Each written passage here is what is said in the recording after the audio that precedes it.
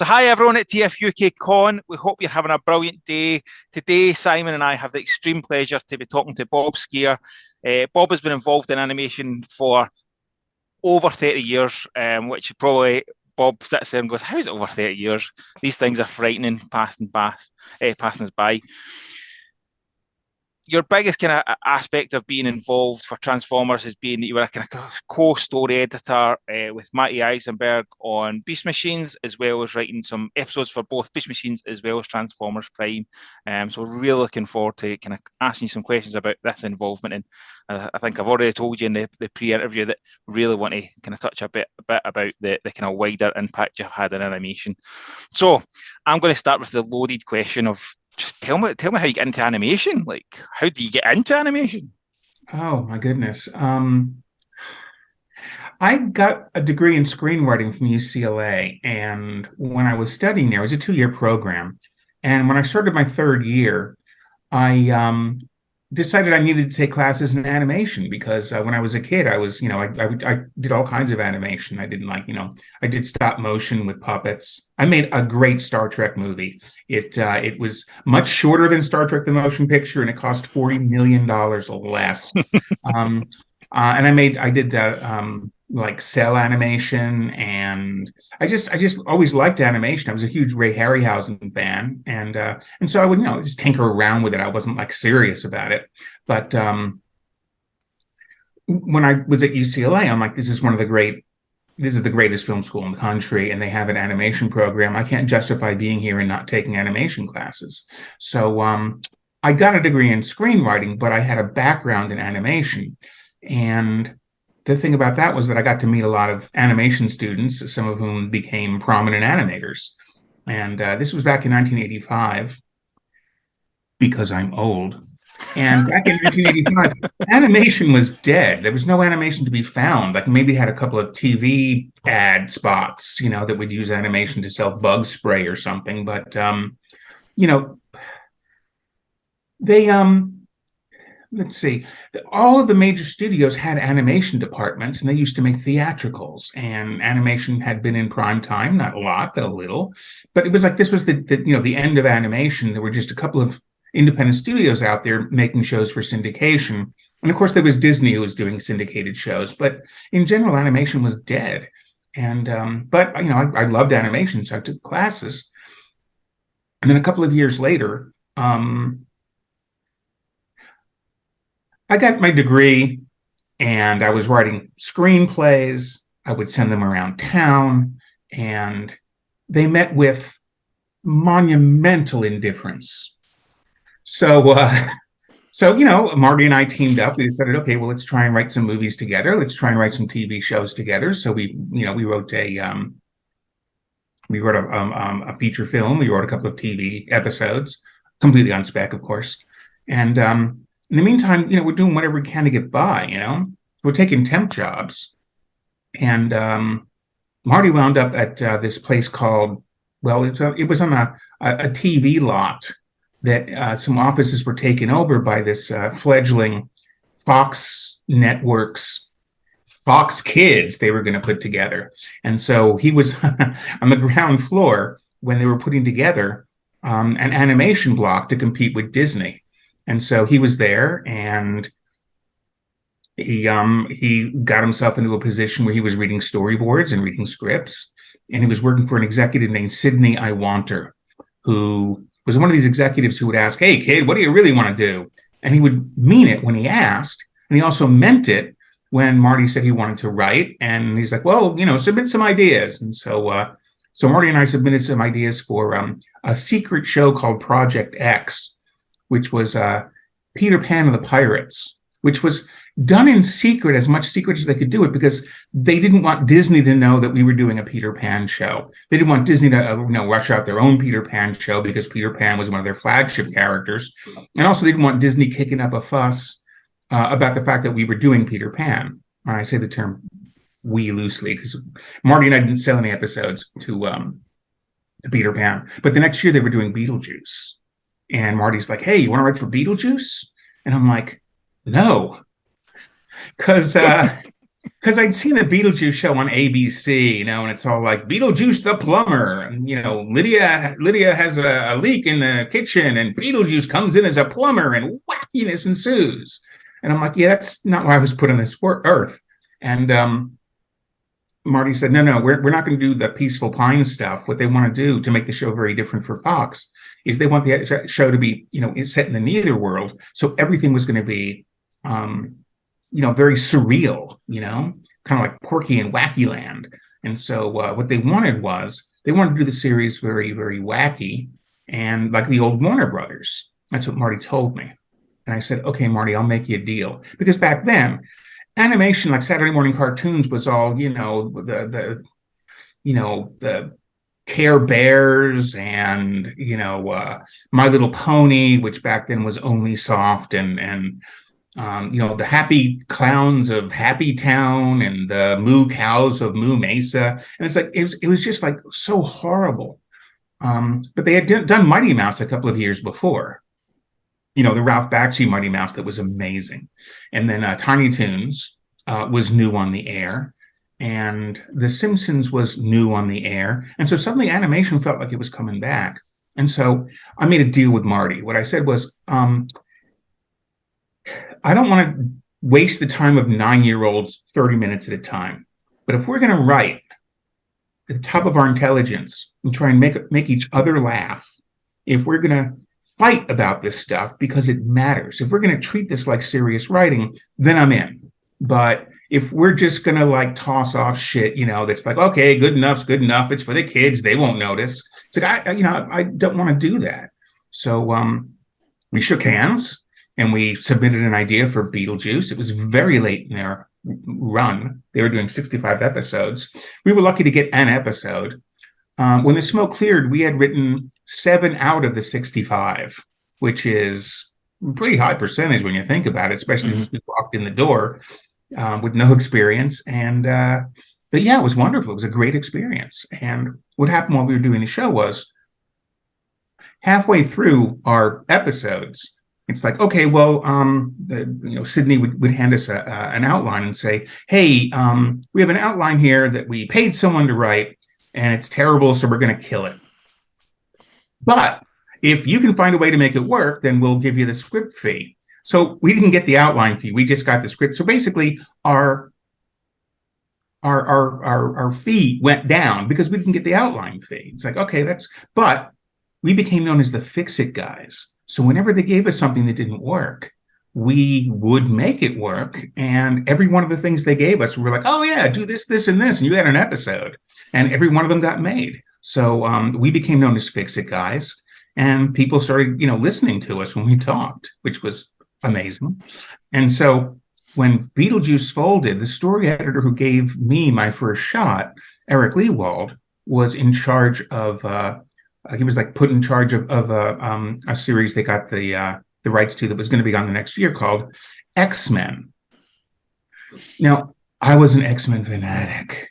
The last thing I did before we did Beetlejuice was I wrote an X-Men feature completely on spec because I was put on this earth to write an X-Men movie. I firmly believe this. And when Batman came out, I didn't like the movie. I thought they really made a hash of it, especially because I read an early draft that was so much better. And then Teenage Mutant Ninja Turtles came out. It was a huge hit, and it told the world what mutants are. Mutants are turtles who like pizza and yell cowabunga. And I'm like, oh my God, I love the Ninja Turtles. It's fine, but that's not what mutants are. So I wrote an X-Men screenplay because I loved him so much. Meanwhile, Eric was in charge of the show. And when it's like, hey, you want to do X-Men? His answer was, isn't that a Marvel comic? So he didn't know anything about the show. And I walked in and basically, chapter and verse, it's like, this is who they are. These are the good stories. These are the great characters. This is what you want to do. And so I was one of the major voices helping make sure that the series was going to be X-Men and not look at these superheroes. And Sydney wanted to do a series that was really about something, So it was a chance to tell a story about an oppressed minority as opposed to a superhero show. So the show had a real kind of social dimension to it that it wouldn't have had otherwise, because Sidney I. Wanter, who was the network executive, you always hear about, the network just didn't get it. They just don't understand these things. Well, Sidney puts a lie to that, because he's the guy who totally got it and who made sure X-Men was what it became. He was also in charge of another series based in a comic book. It was Batman the Animated Series. And he was the one who made sure that series was, he wanted to be dark, he wanted to be serious, he wanted to be very stylish. And the fact that he was in charge of X-Men and Batman, aside from being impressive because they're both groundbreaking shows, the fact that they were such different shows, the fact that he had such different visions for them was impressive, just because, he really knew what he wanted these shows to be, and he spearheaded them. He shepherded them in. I don't say this, to kind of minimize what Alan Burnett and Paul Dini and Bruce Timm did, but let's face the facts. Alan Burnett was not there until Sidney said, "These scripts are terrible. You need real writers in here. Get Alan Burnett and get him to get people who are good." And Alan Burnett came in, and Paul Dini was already there, so it's like, "Paul, don't go anywhere." And Alan brought in Michael Reeves and Marty Pasco, and those three story editors, Paul, Marty, and Michael. They made Batman what it was, but it was because the network knew what the series could have been. And if you look at the first 12 episodes that they did, On Leather Wings is fantastic, and Heart of Ice, which is the first episode with, I want to say Iceman, the first the first Mr. Freeze episode. Why isn't he Dr. Freeze? Why is he Mr. Freeze? You'd think he would have a degree, right? Anyway, Mr. Freeze. If you look at the first 15 episodes or so, aside from those episodes, a lot of them are just really just not very good. And suddenly the series became very good. Anyway, that's how I wound up in animation. I got lucky enough to be hired onto Marty, and I got hired onto a Batman for a couple of episodes, and we just had a lot of fun with those. And I helped very much with the first couple of years of X-Men to make sure that they matched the comics, because it was very important to me that they get X-Men right. And that's how we got into animation. So over time, the more that we did, the more they kind of gave us to do. So we were writers who wrote a lot. We wound up becoming story editors, which is like head writer. Then we got to develop series, and then we basically spearheaded them. And one of the ones that we got to spearhead, oh my God, we're actually circling around to it, was Transformers Beast Machines, which came about in a very, very strange way. And I'm going to save you the trouble of asking, well, what happened with that? How did you get hired? Which basically is going to be your next question, I hope. Was it? So, yes. Pretty much. Well, I was a fanatic about the Marvel Universe. I just loved the Marvel Universe. And at Fox, they were like, okay, well, we have a whole we just made a deal for a bunch of, Marvel shows that we're going to do, and they were developing this really strange take on the Submariner, which was great. They were putting together an idea for Captain America series, and I had been advocating since X-Men. Where I took Sidney aside and I said, "Hey, when you're done with X-Men, you want to do Avengers, but you don't want to do Captain America and Iron Man and Thor. We've seen those guys to death. You want to do like all the cool characters like Vision and Scarlet Witch and Wonder Man." Because no one knows those characters, and they're like superstars waiting to happen. And he's like, "Yeah, Skir, whatever." Well, years later, they were doing these, they were developing these shows, and I said, "Hey, if you guys are going to do Avengers, either call me up or have somebody else open your mail." This was years before the Unabomber, okay? Otherwise, I would not have made that joke. But but they were going to do, and so I got the phone call saying, "Hey, we want to do Avengers." And I'm like, "I'm your man." And they said, "Oh, yeah, but there's a problem. We can't use Captain America, Iron Man, or Thor. They're tied up elsewhere." And I'm like, "No! You mean I have to use the Vision and the Scarlet Witch and Wonder Man?" So I got this was my dream job, So I developed it, and one of my favorite things in Avengers was that they had this comedy duo of Wonder Man and the Beast. And I'm like, hey, this is going to, it'd be great to have this comedy team in there, kind of an Abbott and Costello thing. But you can't really use the Beast because he's too heavily associated with X-Men at this point. And also, they used the very brainy Beast, the one who used big words. Whereas in the Avengers, he was much more like, you'd imagine Bruce Willis or Robin Williams, he's just very silly and gregarious and would just like make jokes he was a walking joke machine. And so I'm like, okay, well, we can't use him, particularly if, people are used to this Kelsey Grammer version. So, you know what if we use Tigra?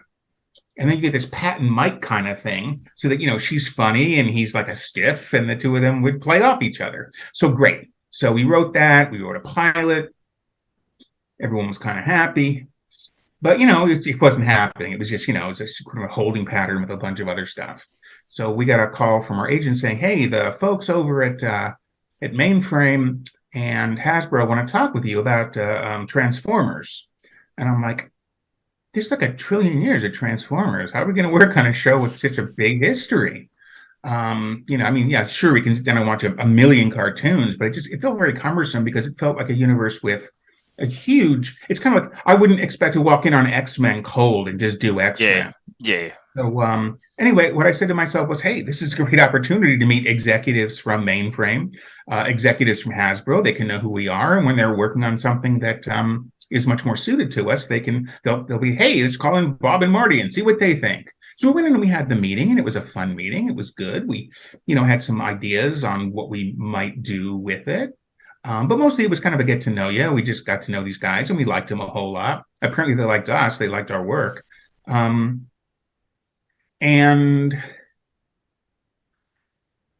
Marv Wolfman gave them a treatment for a series that they liked very much. But they had not had him spearhead a series for them before, and we had just done Godzilla, and it was very successful for them. They were very happy with us. So they said, we want to do this, but we want Bob and Marty to spearhead it. And Marv wasn't thrilled, but here's the promise of we'll pay you a lot for what you've done, and we'll give you a bunch of episodes.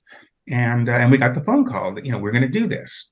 And one of the things they wanted to do with the series was it wasn't going to be a sequel to all of Transformers. It was going to be a sequel to Beast Wars, and that was very kind of accessible to us because it was in syndication at that point, so we got to watch it every day.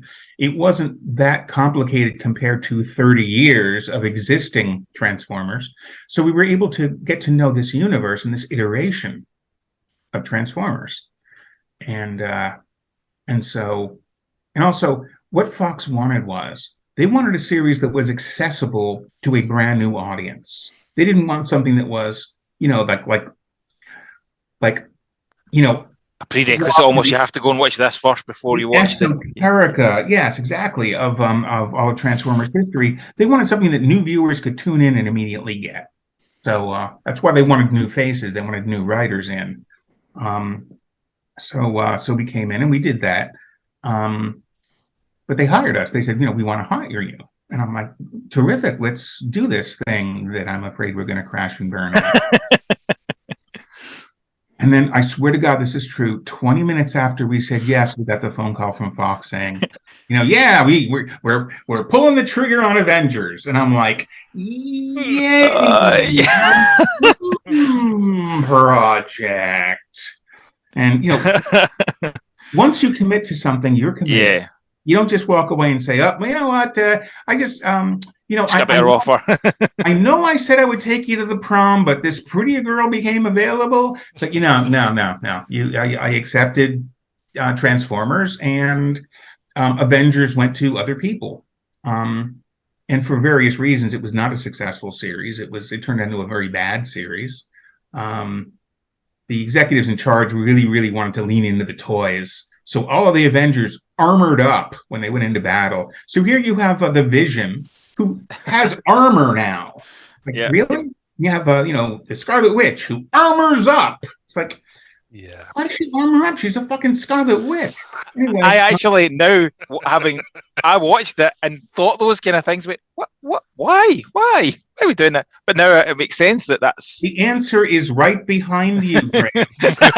Your wall. Yeah, It's but I think all that's the difference. about the A lot of the 90s cartoons didn't have that feel. Like X-Men, you talked about X-Men, and I think I speak on behalf of many fans out there. Thank you, because X-Men is probably the one that I look back and go, it's the first one that they're now making a kind of sequel to it because it holds up so well. I watched it when Disney Plus came on. I watched it with my kid. He still was enjoying it.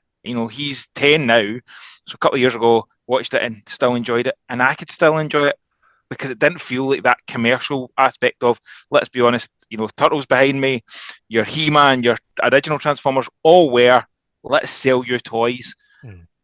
So you get into the 90s and Tiny Toons, you mentioned Tiny Toons, that there's so many animations in the 90s that didn't feel like that. Yes, of course, there's still toys in the back of it, but it didn't feel like the whole purpose is to sell you a toy. There is a story, and that aspect of you're saying it with the prerequisites. I like you, love Marvel Comics. Had read so much of X-Men, but it was such a great cartoon that didn't need that. You need to know all this material before you go in and enjoy it. And obviously that's where the kind of movies and stuff have done well, that you don't have to. There's nods to fans. If you've read stuff, if you've got a knowledge of this material, you'll appreciate the different aspects of it, but you don't need to. And I think so I think it's interesting to think that the Beast Machines and it serves as a sequel to Beast Wars, but it doesn't.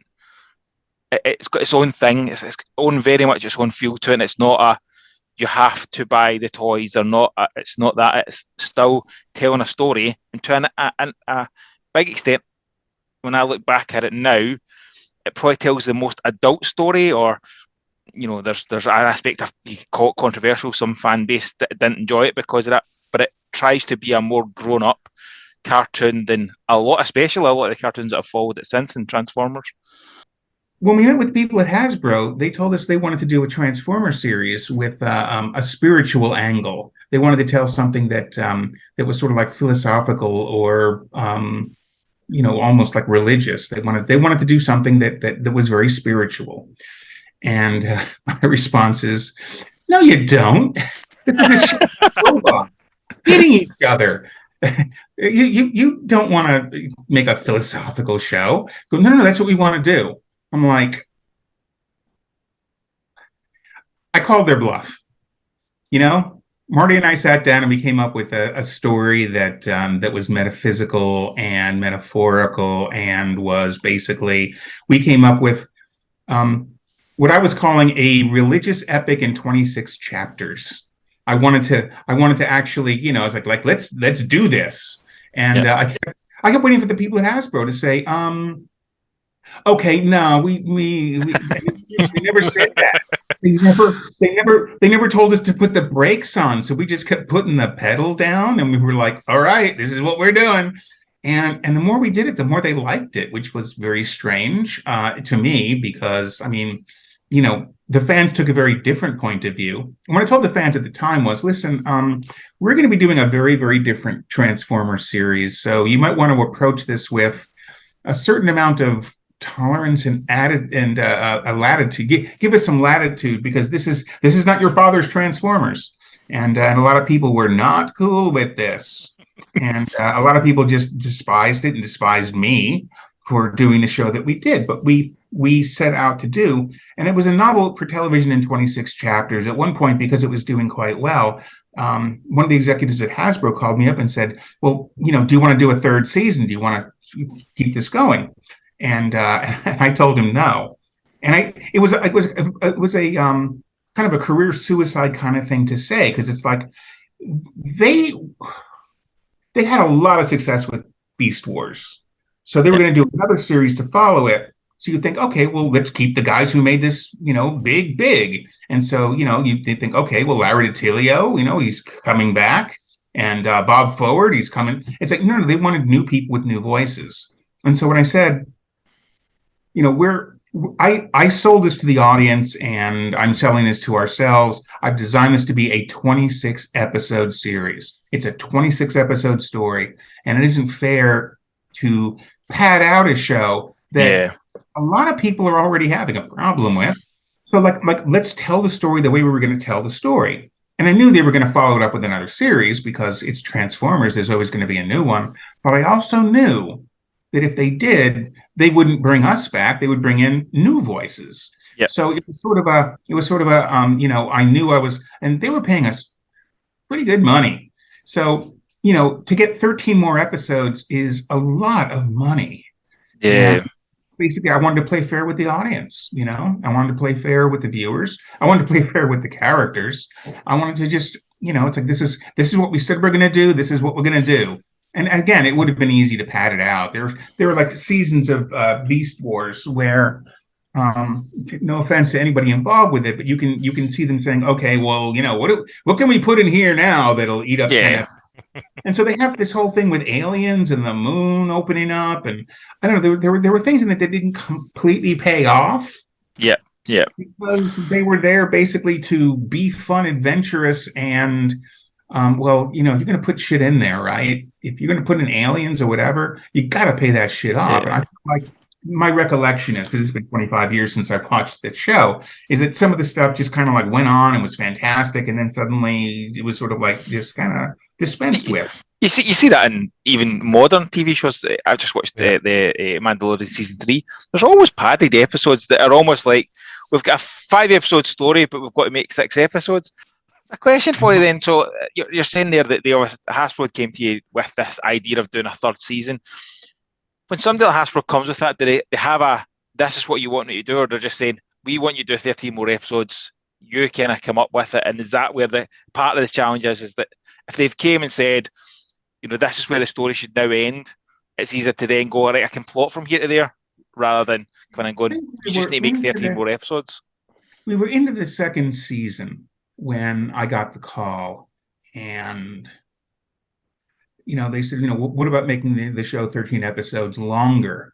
And what I took that to mean was, because, you know, this is a novel for television, it's going to have that ending. So it wasn't like, okay, we're going to finish this story and then have 13 more stories. For me, it was a question of, okay, how do we put 13 more stories in the middle?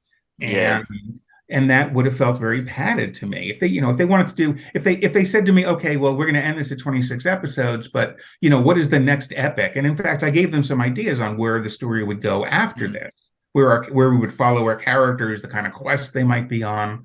And I saw the next episode as being a quest where they go off into space to kind of do something, because we just spent 26 episodes on Cybertron. Let's go on a road trip. So it's one of the reasons that at the end they have Optimus rise up, turn, and head into space in a special effect that I am always uncomfortable watching because it's very bad. It's like, did a child do this? Because it was literally. I mean, it wasn't like they had his soul tumbling into space. You know, that would have looked okay. But anyway, you know, I had, you know, it's like, okay, well, you know, if they invited us back, sure, I can think of another story to tell, but I wasn't going to make Beast Machines itself, the series we were doing, you know, longer. I wasn't going to pad it out by 13 more episodes. Again, I didn't think it was fair to the story that we had come up with. I didn't think it was characters, and it wasn't fair to the audience, because the audience, there are 2 audiences. There's the audiences who the show was designed for and who really liked it. Yep. And I'm gonna fold in tolerant Transformer fans who are able to watch the show with a great deal of tolerance. But you know, the hardcore fans, and we were not doing the show for the hardcore fans. I mean, basically, you know, whenever we would talk about the fans, the Hasbro people, they were like, no, forget the fans. You know, just focus on the show, because the philosophy was, instead of hearkening to the nostalgia for the past, let's create nostalgia for the future, which, great. But for the people who loved their Transformers, you know, the conservative kind of like original OG Transformers, you know, it's like, okay, they were not okay with the series because this was the current incarnation and they didn't know where things would go. And my feeling was, well, eventually it's going to circle around. I'm going to do a series that's a lot more to their liking, a lot more, which is what Transformers Prime ultimately became. And I was Yeah. really glad that Steve Melching brought me along for 3 episodes because even the most strident Skir hater would finally About redemption for you. There were people who hated me so much they were people who defended me of being pro Skir. So anyway, I wanted to show, okay, well, I can do, traditional Transformers. It wasn't because I didn't know how to. It wasn't because I was unable to. It wasn't because I couldn't wrap my head around that universe. Yeah. Transformers Prime, I turned in. It wasn't a we at that point. It was me by myself. I turned in some pretty good stories. I had fun working with Steve, who is one of the great writers and one of the great friends. And I had a great time doing those episodes. It was also nice doing a CGI series that was very much like the original series, but also looked very different. Yeah. But, I figured for the fans, if you don't like our version of Transformers, there will be one down the road a piece. And I think that now... Yeah, Transformers has that feel very much.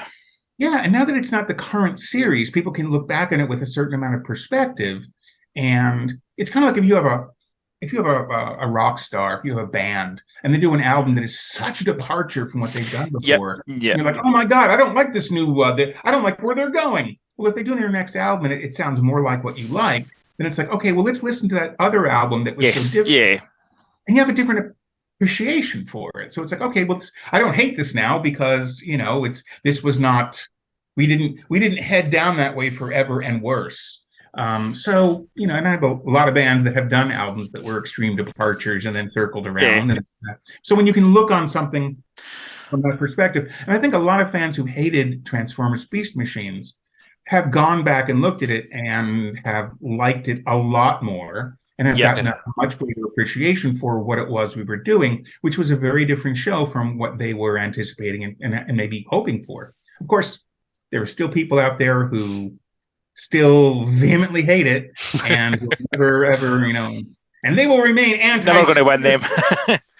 But with all the different series I've had, that there's, Simon and I have talked previously about the aspect of it's not G1. G1's 1980s. It's never going to be that again. It never should be.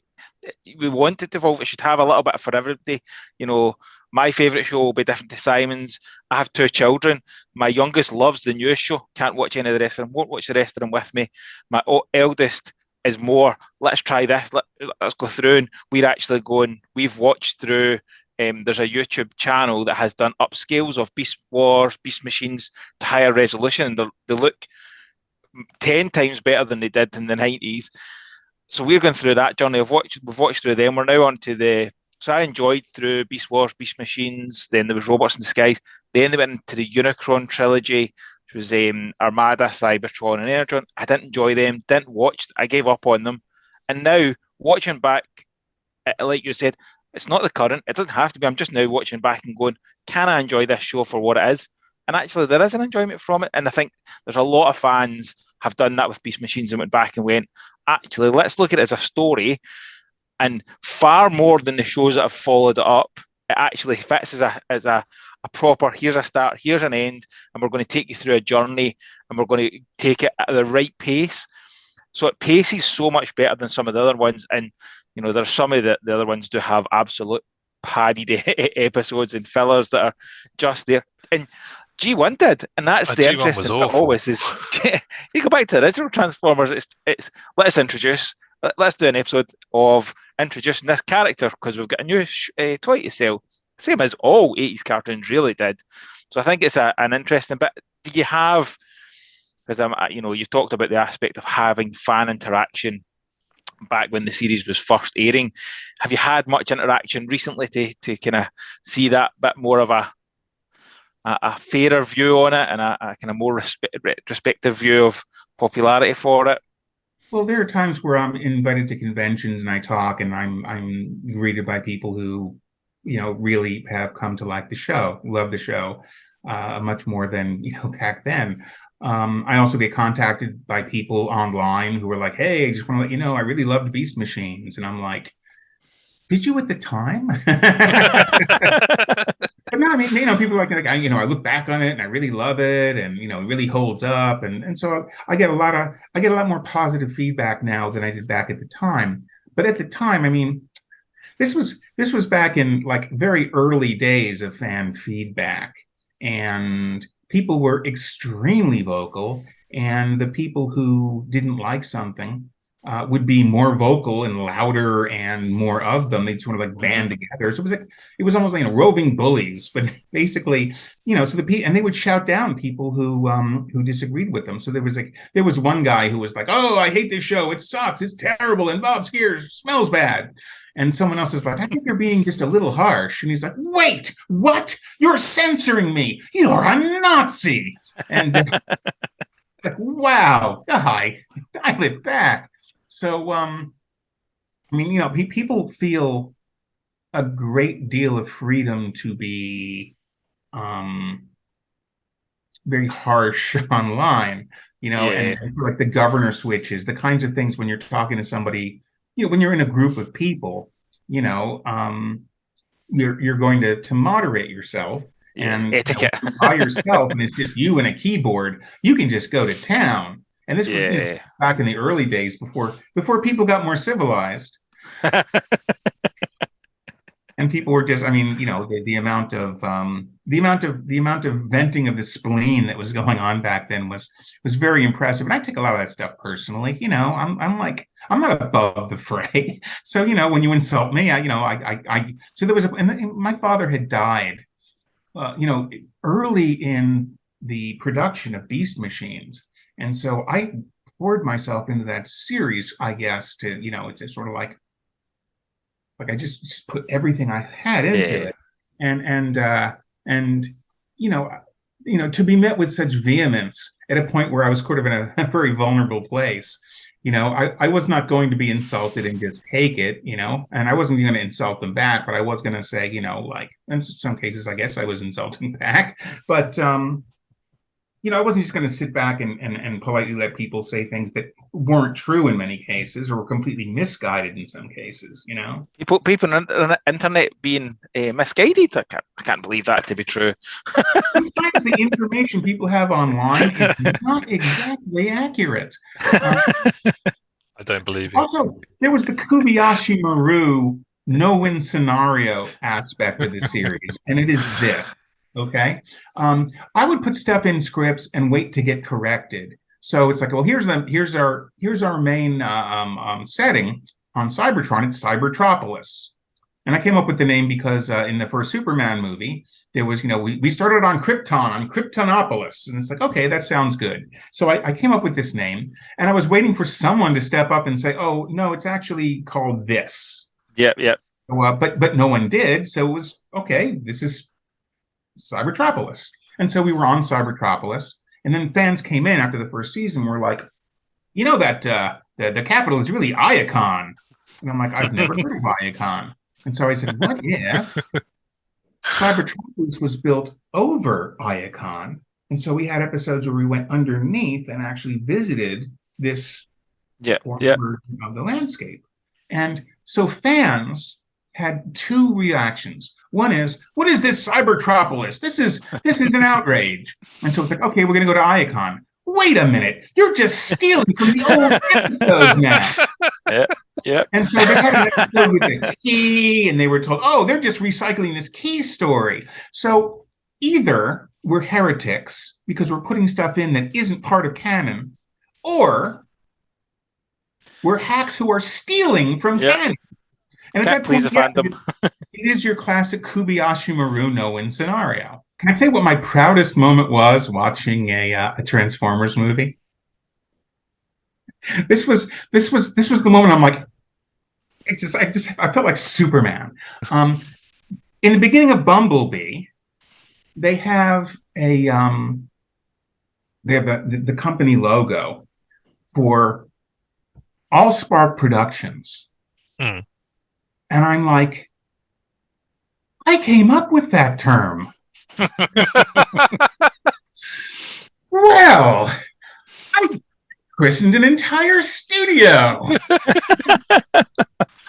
Because at one point I had someone refer to the Matrix as the AllSpark that contains us all.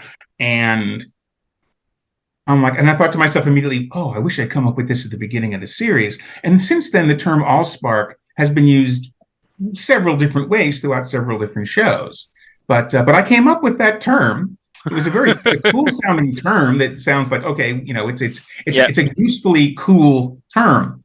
And the fact that they named their production company or their studio after it, I mean, I'm like, yay me! You can hate me, but I named a studio.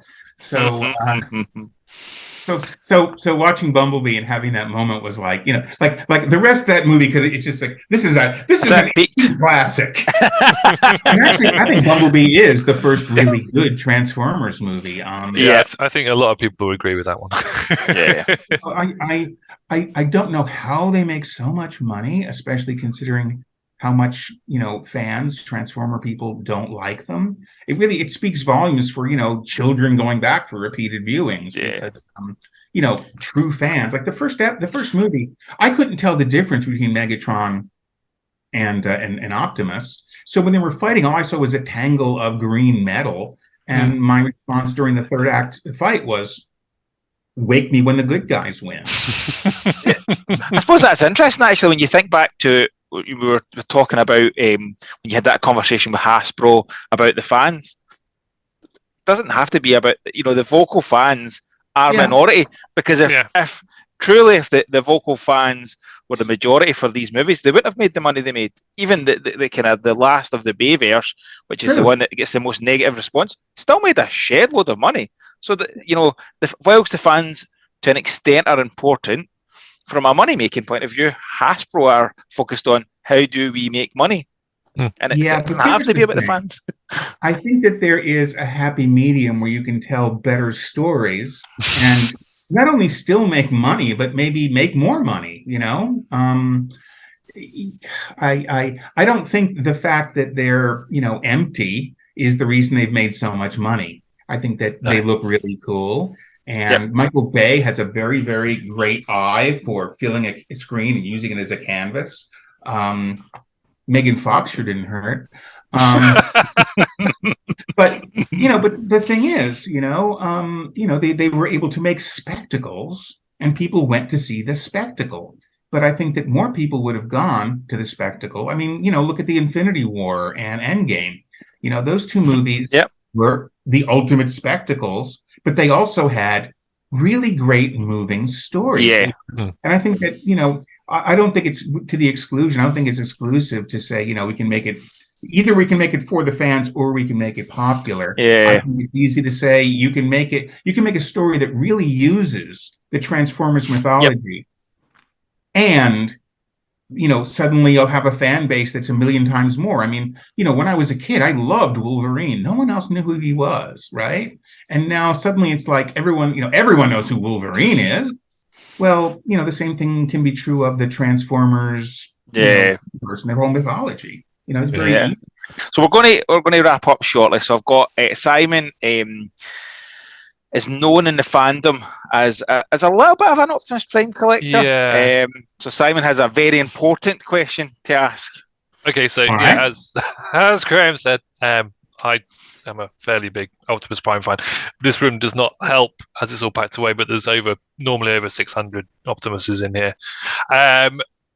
But obviously the fandom were divided over the different significant variations of Optimus. So the question for you is, Optimus truck or monkey? Well, they're two different things. One is a Maximal, and one is an Autobot. If you're going to be an Autobot, you have to be an automobile. So obviously, truck.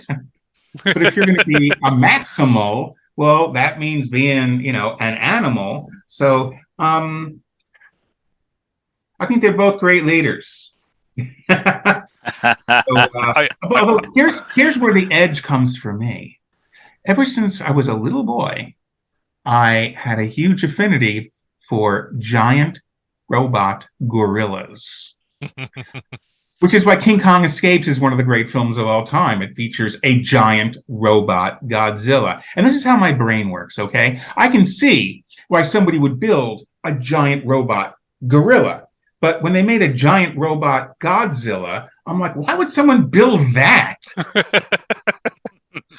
Anyway, I got to do a series about a giant robot gorilla. So, and by the way, for Godzilla, I got to create a giant robot gorilla as well. There was an episode with a Yeti, and Godzilla blasts it, and you see it's like this, cyborg thing. And I'm like, oh my god, this is going to be great, and it was. But yeah. So anyway, giant robot gorilla. So on that basis, that it basically fed something that I loved since I was a little boy. I'm gonna have to go with Optimus Primal, but with the understanding that you can't beat old school, right? You just can't. Yeah. It's kind of like I like Captain Picard better than Kirk. Yeah, but Captain Kirk is yeah. I'm glad that your philosophy on this lines up with mine. That's made me happy. Truck and monkey. Why not have both? Yeah. It's kind of like, what's better, Star Wars or Star Trek? And it's like, better for what? And also, you don't have to choose. They're both on. You watch them both. Actually, in the 90s, it was kind of different because they brought back Battlestar Galactica at the same time that Star Trek Enterprise was wrapping up. And this amazing thing happened for me where I'm thinking, I've gone through the looking glass. I'm living in a world where people are glad Star Trek isn't around and Battlestar Galactica is better. What color is the sky here? Because when they brought Battlestar back, they brought it back as something very different. And of course, the fans were like, oh, they're bringing back Battlestar and the Cylons aren't even robots. I mean, talk about fan blowback. I was going to say that's very similar to Beast Machines in some respects. The thing is, you want blowback. If you're not, there are two things. First of all, if people aren't resistant to your idea, then you're not working hard enough to come up with new ideas or new variations on them. Kind of like bringing Rogue into the X-Men. It's like, wait a minute. It's like, well, that was a very unsafe kind of decision to make. And it resulted in a great series of stories and a great character that people think of now as a fundamental character on the show. If people aren't challenged by what you're doing, then what you're doing is inherently not challenging. And the inverse of that is, if you're working on something, particularly if you're like a writer or in the arts or whatever, if you're not scared 100% of the time, you're not doing it right. You're not working hard enough. I mean, when I sat down to work on Transformers, I was terrified. I was actually, and every time I faced a blank screen, when I got into the second season, it's like, okay, I know who these characters are. I know what the world is shaped like. And I was micromanaging everything at that point. Marty was on Action Man, and Transformers was completely on my shoulders, the way Action Man was completely on his. And I would go to sleep thinking about the show. I would wake up thinking about the show. Every story, scripts were written by a lot of different people, but they kind of also weren't. I mean, we came up with the stories. We rewrote all the outlines. I went through every one of the scripts and was, changing dialogue and changing story and whatever, because each of the characters was on a journey. And so in the beginning of an episode, a character would be here. And then by the end of the episode, he'd be here. And when you have characters like Silverbolt, with a very specific kind of arc, it's like, okay, in these episodes, we need to approach him this way. So people couldn't just come in and write, Silverbolt, because Silverbolt was changing over time. The same thing with Black Arachnia, the same thing with all of our characters. And so I had to ride herd on all of that. And I made my life a living hell. It would have been so much easier to do an episodic show, even a show with an arc, just a simple show with an arc. If you watch X-Men, the characters are the characters. Yeah. With our show, because of how it was structured, our characters, they were the same characters from episode to episode, but they were our characters who were evolving and changing. And Optimus, by the end of the series, is not the same guy he was in the beginning. Obviously, Silverbolt, obviously, Black Arachnia. These are people who all went through transformations. And, Cheetor, I think, is, if the series is about anybody, it's about Cheetor, because he starts out basically as Robin. He winds up the series having grown into the role of Batman. And so but when I first started doing the show, I'm like, how am I going to do it? It was this monumental thing. It's like looking at a mountain and saying, how am I going to get to the top of that fucking thing? And, and I was really scared. And I think that if you're a writer, if you're doing something creative, you should be at all times kind of like, it's just either worried or scared or something. Even if you've mastered it, because there have been shows it's like, oh, I got this, no problem. Those are the ones you step on the landmines. It's like once you think you've got it, once you think you've got it covered, you really don't. So if you're out there, be afraid, because otherwise you're complacent, and otherwise you're just half-assing it. If you have a job and it's like, oh yeah, this is easy, and you're kind of like going through your paces, you're not growing. And you're not doing anything that makes you or your life better, So challenge yourself and challenge your audience. That's what I've always tried to do. Brilliant, Bob. We are coming to the end of our time.